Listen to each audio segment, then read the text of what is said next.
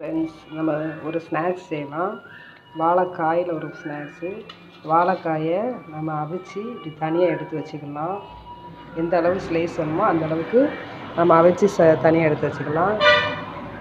அதுக்கு தேவையான கலவை வந்து கடலை மாவு, அப்புறம் இது என்னது பெருங்காயத்தூள், வத்தப்பொடி, உப்பு, அது போக சோடாப்பு கொஞ்சம், இதெல்லாம் நல்லா கலந்து நல்லா இந்த பதத்தில் வச்சுக்கோங்க. வச்சுட்டு நம்ம இதை டிப் பண்ணி வாழைக்காய் பச்சி எப்படி போடுவோமோ அதே மாதிரி தான். ஆனால் இதை அவிச்சு வச்சுருக்கோம், அவ்வளோதான் வித்தியாசம். ஸோ டிஃப்ரெண்ட்டான இதில் செய்கிறோம். எண்ணெயை காய வச்சு இப்படி போட்டு இப்படி எடுங்க. ரொம்ப டேஸ்ட்டாக இருக்குது. நீங்களும் வீட்டில் செஞ்சு பாருங்கள், ரொம்ப டேஸ்ட்டாக இருக்குது. டீக்கு ஸ்நாக்ஸ் ரெடி. ஒரு டம்ளர் டீ ஸ்நாக்ஸ் ரெடி.